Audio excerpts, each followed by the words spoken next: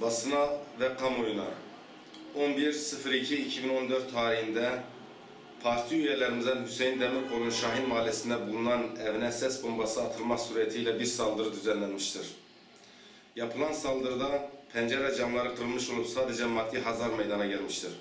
Saldırı kim ya da kimler tarafından yapılmış ise bu saldırı partimize ve camiamıza yönelik bir saldırıdır. Bilindiği üzere yine geçtiğimiz günlerde birçok il ve ilçede parti üyelerimize, parti teşkilat binalarımıza PKK, BDP çeteler tarafından saldırıya uğramıştır. Birçok yerde defalarca parti binalarımız yakılmak istenmiştir. Birçok yerde de partilerimize ve seçim çalışması yapan arkadaşlarımıza fiili saldırılar olmuştur. Akdeniz bölgesinde parti olarak seçime girmediğimiz halde parti üyemize yönelik yapılan bu saldırı bir provokasyon olduğu aşikardır. Herkes şunu iyi bilsin ki tüm tahrik ve provokasyonlara rağmen hep sağduyulu olmaya çalıştık ve bundan sonra yine sağduyulu olmaya çalışacağız. Şunu bilmelidirler ki bu saldırıların temel gayesi Hüdapar'ın çalışmalarını ve yükselişini durdurmaktır.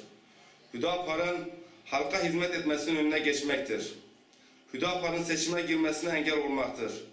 Bütün halkımız iyi bilsin ki biz halka hizmet için bu yola koyulduk ve her şeye rağmen halkımıza hizmet etmeye devam edeceğiz. PKK, BDP çeteleri de bilsin ki biz bu halka hizmet etmeye aşık olmuşuz. İnşallah bu aşkımızı ölüme kadar devam ettireceğiz ve hiçbir şey de buna engel olmayacaktır.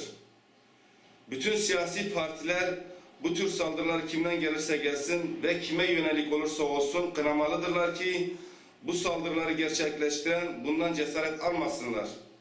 Bu konuda tüm siyasi partilere sorumluluk düşmekte ve bu saldırılara sessiz kalma bu ateşi daha da körüklemektedir. Bu vesileyle üyemize yönelik olan bu saldırıyı kınıyor ve yetkililerin bu faallerin derhal yakalanmasını istiyoruz.